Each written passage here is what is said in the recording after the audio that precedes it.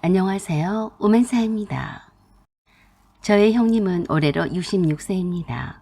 미로 형님이 한 분이 더 계셨지만 돌아가신 지 한참이 되었어요. 시어머니는 91세인데 아주 건강하고 정정하십니다. 잔병치레 같은 거 한 번도 하지 않고 지내오셨어요. 그 흔하디 흔한 치과 임플란트도 부분적으로 하신 지가 얼마 되지 않았습니다. 타고난 건체여서 충치 치료를 받는다거나 잇몸 치료를 받는다고 치과병원을 다니신 적도 없으셨어요. 치과병원에서 의사가 놀랄 정도로 건체여서 잇몸이 튼튼할 때 하는 게 좋겠다며 일부러 부분적으로 임플란트 시술을 받는 것뿐이었습니다. 그때 연세가 아마도 80대였을까요? 저보다도 형님들보다도 건강하신 편이세요. 다니시던 복지관에서도 최연장자로 대우를 받으시면서도 즐겁게 매일 복지관으로 가서 지내시다가 오시지만 그 어르신 중에 코로나 확진자가 있기도 했고 형님 가족과 저희 가족도 코로나 확진이 되어서 힘들기도 했지만 그래도 자주 시어머니를 찾아뵈어서 걱정을 하기도 했었는데 다행히 무사히 잘 지내오셨어요. 작년에도 시어머니가 김장을 직접 담그셨어요. 그것도 20포기나 담그셨습니다. 자식들이 이제 일하면 안 된다며 김장 같은 거 하지 마시라고 그렇게 말씀을 드렸건만 자식들 말을 잘 듣지 않으셨어요. 내가 내 몸 하나 모르겠냐? 걱정 마라. 내가 지금까지 특별히 아프지 않고 잘 살아온 것은 내가 이렇게 부지런하게 몸을 움직이니까 그런 것이다. 내 몸은 내가 잘한다. 고집이 세고 하고 싶은 것은 해야 직성이 풀리는 성격이시라 자식들이 하지 말라고 한들 새겨 들을 뿐이 아니셨어요. 평생에 김치나 반찬거리들을 밖에서 사 먹거나 하는 것은 절대로 있을 수 없는 일이라고 생각을 하시는 분이라 두 아들네 집과 형님 집에도 김치를 직접 담가서 해주시곤 했습니다. 오래전부터 시어머니께서 담가다 주시는 김치는 받지 않겠다고 선언을 했지만 소용이 없었어요. 깨끗하고 맛있게 담가다 주는 단골 반찬집에다 김치를 주문해서 보내드리곤 했지만 그때마다 싫다고 하시고 저희들 몰래 형님한테 보내버리곤 하셨어요.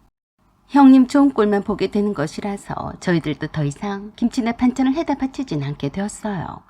뭐 어떻게 보면 저희들한테는 그런 시어머니가 복이었죠.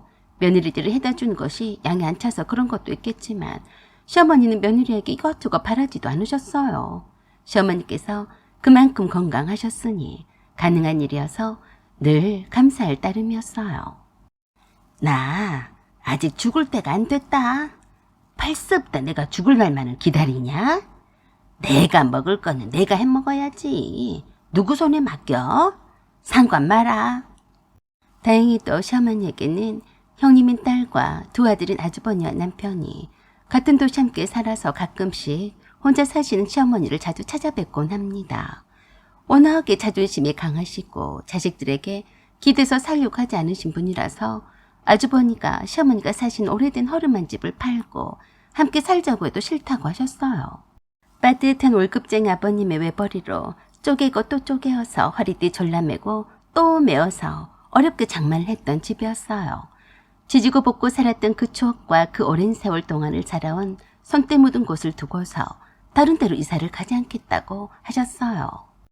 오래된 2층 양옥집이라서 외풍도 심해서 겨울에는 시어머니가 기거하시는 안방 하나만 보일러를 트셨어요. 그것도 밤에 주무실 때만 트셨고 돌침대도 잠깐 동안만 틀고 주무셨습니다. 저희들이 갈 때에도 안방 위에 있는 보일러를 트시지 않으셨어요. 다 틀게 되면 한 달에 석유 보일러라서 40만 원이 넘게 나온다며 그 짓은 못한다고 하셨어요. 안방 위에 있는 차디찬 욕실과 주방에도 두툼한 슬리퍼와 카페트로 잘 적응이 되신 시어머니와는 달리 저는 늘 갈 때마다 추워서 힘들더라고요. 젊은 사람도 그럴진데 91세나 되신 분이 걱정이 되긴 했어요. 그래도 시어머니의 고집을 꺾지 못하고 이번에도 신인 형님이 한마디 하더라고요. 형님이 하는 말이 틀린 말은 아니었지만 일장연설이 길었어요. 우리 엄마가 40은 얼마나 사시겠어? 아들들은 다 필요가 없네. 원래 생긴 것부터가 바깥일과 자기 일밖에 모르는 게 남자라네. 그러니까 며느리가 시어머니를 챙겨야지. 뭐 어쩌겠나. 우리 엄마 같은 사람도 없어. 날 좀 보면 모르나? 나도 며느리가 둘씩이나 있는 시어매야. 그래서 뭐 어쨌다고? 그랬어요. 형님도 두 며느리와 손자와 손녀가 있는 시어머니였어요. 시집을 간 딸은 다 필요가 없네. 며느리가 시어머니를 보살펴야지. 우리 엄마한테 보일러비라도 따로 챙겨드렸으면 설마하니 돈 아낀다고 하시겠나? 엄마가 정말을 아끼시는 것을 보니까 따로 돈을 안 들였나 보던데 그러지 말게. 정말 욕했어요. 또 시작이었어요. 아예 대놓고 묻더라고요. 보일러 넉넉히 떼시라고 따로 안 챙겨드렸지? 그래서 제가 그랬어요. 따로는 안 챙겨드렸어도 용돈을 충분히 드린 거 아시잖아요. 어머니가 돈이 없어서 보일러를 안 떼세요. 그러니 형님은 어머니께 따로 보일러비를 챙겨드렸어요. 제가 생글생글 웃으면서 말했는데도 인상을 팍 쓰며 그러더라고요. 올케, 큰 올케를 좀 닮아봐. 내가 엄마한테 보일러비를 드리면 받으실 분인가? 왜 쌀데기 없는 소리를 하고 있어? 난 우리 시어머니가 돌아가시기 전까지만 해도 행여나 불 안 뜰까 봐서 꼭 불 떼라고 하면서 쥐어드렸네. 웃기고 자빠졌어. 하여간 귀인이 없네. 네? 형님, 말씀 좀 가려해요. 나이도 먹을 만큼 먹어놓고도 그렇게 교양머리 없이 말해요. 그러다간 형님, 며느리들한테 대를 고박당하니까 조심하고요. 알았어요? 옳게나 잘해. 작년 추석 때도 내가 사과를 사갈 테니까 배랑 우리 엄마가 좋아하는 소불고기를 넉넉히 사오라 했어. 안 했어? 왜 내 말을 잘 새겨 듣지 않고 소불고기만 쏙 빼놓고 안 사왔어? 소불고기랑 한우고기는 장 볼 때 필요한 만큼만 살 텐데 뭘 따로 사와요? 그리고 과일 선물이 좀 겹치면 어때서 그래요? 왜 형님 이래라 저래라 명령해요? 뭐야? 내가 이래서 올케가 마음에 안 들어. 내가 올케보다 9살이나 더 많아. 그래서 내가 대장 노릇 좀 하면 안 되나? 그리고 이번 설날에는 평소 때보다 우리 엄마한테 용돈도 좀 더 두둑히 드려. 알았어? 왜요? 왜겠어? 몰라서 그래? 우리 엄마가 손이 커서 그 많은 손자들한테도 얼마나 세뱃돈이 많이 나가겠어. 그러니까 세뱃돈을 받을 만큼 더 넣어서 드리라는 거지. 내가 맨날 이렇게 잔소리야 드릴 것 아냐. 아이고 자기나 잘할 것이지. 빈정이 상해서 할 말은 해야겠다고 생각했어요. 작년에 형님은 어머니께 얼마를 드렸는데요. 나 말인가? 엄마한테 넉넉 잡고 50만 원을 드렸네. 우리 두 며느리들이 세배를 하면 봉투에 5만 원권 한 장만 드리라고 따로 봉투도 넣어드렸어. 그래야 얼마를 주지 고민을 하지 않으실 것 아닌가. 그리고 우리 손자들도 있는데 다 따로 봉투를 챙겨드렸네. 그러니까 올케들도 최소 50만 원은 드리게. 알았나? 뭐? 50만 원? 그 말에 저는 깜짝 놀라고 말았어요. 그동안 형님과 대꾸 닫기 싫어서 가만히 듣고만 있던 순둥이 형님이 놀라서 그랬습니다. 형님이 정말로 어머니께 50만 원을 드렸어요? 왜 놀라나? 50만 원이 돈인가? 손주들이 몇 명인데 그래? 참 믿기 힘들었어요. 가족 친목계비도 아까워서 내기 싫어서 이 핑계 대고 저 핑계를 대더니 결국에 자기 혼자서만 쏙 빠져서 친목계비도 안 내는 주제에 작년 설날에 시어머니께 50만 원을 드렸다니. 그러고도 나팔을 불고 다니지 않는 게 참 수상하더라고요. 미심쩍은 듯한 표정을 짓고 있는 올케들을 쳐다보더니 그랬습니다. 왜들 그러나? 내가 복조거리가 없어서 남편복이 없어서 통 크게 돈 한 번 안 쓰고 산다고 행여 우리 엄마한테 그 돈 몇 푼 아까워하겠어? 우리 며느리들도 나한테 100만 원 이하로는 주지는 않아. 그러니까 올케들도 우리 엄마한테 짝이 굴지 말게. 알았어? 그러자 갑자기 방문이 펄컥 열리더니 시어머니가 들어오시면서 큰 소리로 그러셨습니다. 멍치고 있네. 너나 잘해. 우리 며느리처럼 착한 며느리는 없어. 네가 언제 나한테 50만 원을 줬다고 그러냐? 너만 나한테 50만 원 안 줬지. 네 올케들은 다 그 이상을 했어. 가만히 듣자니까 며느리들한테 창피해서 천불이네. 그러자 놀란 형님이 뒤로 나자빠지면서 그랬어요. 에그만이나, 엄마, 다 듣고 있었어? 그러자 시어머니가 형님에게 삿대질을 해가며 화를 막 내셨어요. 우리 집에 너만 자르면 만사 오케이야. 네 며느리들한테는 100만 원씩 받아 챙기고 허건들의 샴메스케이나 멜론이다 별거 다 받아 처먹었으면서도 네 엄마는 뒷전이지? 네? 엄마, 무슨 소리예요? 올케들이 듣잖아요. 진짜로 그런 줄 알겠네. 뭐시 어째? 네가 사람이냐?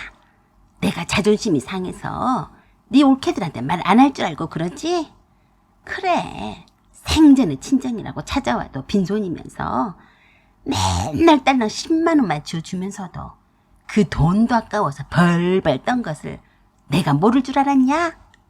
시어머니께서는 살짝 열려진 문틈으로 들리는 형님의 말에 얼마나 화딱지가 나셨는지 열불을 내시며 말씀을 막 하셨어요. 내가 창피해서 어디다 대고 말을 안 했을 뿐이지 딸내미 하나 키워봤자 자기밖에 모르고 내가 잘못 키웠어. 자기 친정엄마는 마냥 퍼준 사람인 줄 안다니까. 뭐? 50만 원을 줬다고 사기를 쳐? 너 나한테 그 나이에 뒤질래? 그랬더니 형님이 사사익이 되어서 다 죽어가냈던 취새끼 소리를 내며 그러더라고요. 엄마, 그건 엄마 좋으라고 그런 거지. 나도 며느리들한테 그런 대접을 받으니까. 그런다고 진짜로 내가 10만 원만 준 것을 올케들 앞에서 말하면 내 입장이 어떻게 돼? 그러자 시어머니가 더 큰 소리로 형님한테 무섭게 그러셨어요. 그래도 자기 입장만 생각한 것 좀 보게. 이 썩어 문드러질 거 사. 너나 이번 설에 돈이나 잘 내놔. 이거 사. 너도 며느리들한테 100만 원을 받는다고 했지? 이번에 100만 원 안 내놓으면 두고 보겠어. 내가 죽기 전에 그동안 네가 했던 횡포들을 다 까발릴 거야. 으휴. 그러자 66세나 쳐드신 형님이 놀라서 시어머니한테 그러더라고요. 100만 원이요? 엄마가 그 돈을 쓸 데가 어디 있다고 그래요? 그럼 너는 쓸 데가 많아서 100만 원씩 며느리한테 삥 뜯었냐? 그러고도 그저 돈 아까워서 언제 죽을지도 모르는 엄마한테는 맨날 빈손으로 오면서 어쩌다 10만 원도 벌벌 떨면서 줬어? 시어머니 그 말씀에 놀라서 입막음이라도 하려는 듯이 형님이 그랬어요. 알았어요, 엄마. 지금 바로 들을 테니까 그만 좀 하세요. 내가 들을 줄 몰라서 그래요. 엄마가 하도 딸한테 돈 받는 것을 싫어해서 그런 거죠. 지금 바로 미리 이체를 해드릴 테니까 조용히 좀 하세요. 그러자 시어머니께서 끝까지 한마디 더 하셨습니다. 왜 친목개비는 안 내냐? 너는 내 자식이 아니여? 내가 너를 그렇게 키웠냐? 입만 열면 간사지를 쳐. 그러자 형님이 그러더라고요. 알았어요. 이번 달부터 내면 될 것 아니에요. 그러자 시어머니가 형님이 강하게 삿대질을 해가며 더 언성을 높이며 그러셨어요. 왜 이번 달 것만 내냐? 똑같이 해야 할 것 아니여. 엄마는 그런데 신경을 쓰지 마요. 다 알아 살 텐데 그래요. 알기는 뭘 알아? 세난 올케들을 못 잡아먹고 간다니 너를 두고 내가 그냥 저 세상에 갈 줄 알았냐? 내 이 두 눈을 시뻘겋게 뜨고 네 버르장머리는 고쳐놓고 가야 쓰겠다. 당장에 너도 그동안 안 줬던 개비들까지 싹 다 내놔. 알았냐? 그러자 그 말씀에는 도저히 수긍을 못하겠는지 벌떡 일어나서 시어머니께 버릇없이 소리를 지르고 나가려고 했어요. 엄마, 치매 걸렸어? 왜 안 하던 짓을 하고 그래요? 세상이 다 무너져도 딸밖에 모르던 분이 왜 그래요? 며느리들이 그렇게 좋으면 며느리들이랑 잘 살면 되겠네. 그러자 시어머니가 냅다 그러셨습니다. 네가 시방 여기서 나가면 내 딸이 아닌 걸로 칠란다. 알아서 해라. 시어머니의 말씀에도 콧방귀도 안 끼고 그냥 휘잉하니 나가버렸어요. 그리고 며칠이 지난 후에 시어머니의 선물이라며 프로필 사진에 굵은 금발찌를 찍어서 올렸더니 대벌의 형님이 제게 전화를 했어요. 올케, 금발찌를 엄마가 준 거야? 네, 어머니가 금을 그동안 많이 모아두셨었나 봐요. 며느리들한테만 주신다면서 팔찌를 만들어주셨어요. 뭐? 나는 왜 안 줘? 어머니께 여쭤보세요. 주시겠죠. 그래, 알았어. 바로 시어머니께 전화를 드렸다고 했는데 시어머니께서 그러셨다네요. 내가 왜 너한테 금발찌를 주겠냐? 내가 분명히 말했지. 벌써 잊어버렸냐? 내 자식이 아니라고. 그랬냐, 안 그랬냐? 언제 그랬어? 너만 거다냐? 왜 옳게들만 주고 나는 안 줘요? 그러자 시어머니께서 껄껄 웃으시며 그러셨어요. 너도 벌써 치매가 왔냐? 왜 했던 말도 기억을 못해? 내가 돈도 없는 거지 엄마인 줄 알았지? 내가 너한테 줄 만큼 주고 할 만큼 하고 살았는데 계속해서 그럴 줄 알았냐? 이제는 나한테 잘하는 자식한테 다 주고 갈 거다. 어쩌냐? 너는 내 자식이 아닌데 배가 꽤 나쁘겠다. 라고 하시며 끊으셨대요. 형님이 시어머니의 그 말에 놀라서 제게 전화를 해서 그랬어요. 엄마가 나한테 그럴 줄 몰랐네. 옳긴 알고 있었어. 엄마가 금을 모으고 있었다는 사실을 말이야. 아니요. 형님이 모르는데 제가 어떻게 알았겠어요. 그러게 말이야. 그나저나 나도 그동안 못 냈던 친목깁을 다 낼 테니까 엄마한테 말 좀 잘해줘. 알았지? 형님 꼭 그러실 필요는 없는데요. 그동안 안 내신 돈을 합치면 꽤 큰 돈인데 내시겠다고요? 그럼 내야지. 나도 우리 엄마 자식이야. 엄마한테 말이나 잘해줘. 부탁해. 알았어요. 그랬더니 또 그러더라고요. 이번에 내가 과일과 엄마가 좋아하는 한우 불고기감은 설 선물로 사들고 갈 테니까 옳게든 그거 준비하지 마. 엄마한테도 말 잘 전해줘. 많이 반성하고 있더라고 말이야. 아이고 돈이 없어도 없는 척을 하면 안 되는 세상인가 봐요. 자식도 돈 없어 보이는 부모는 돈 안 낸다는 말이 있던데 진짜로 그럴까요? 그거야 못돼 처먹은 자식이나 그런 거죠. 이미 돌아가셨지만 저희 친정 부모님은 찢어지게 가난하셨지만 저는 결코 무시하지는 않았네요. 이제 와서 후회만 남아요. 왜 좀 더 시간을 내서 살아생전에 잘해드리지 못했나 하고요. 형님도 시어머니께서 갖고 계실 금을 탐을 내서가 아니라 진심으로 살아계실 때 마음 한켠이라도 사랑을 담아 시어머니를 생각을 해준다면 나중에 후회하진 않을 것 같아요. 이번 설이 기대가 되네요.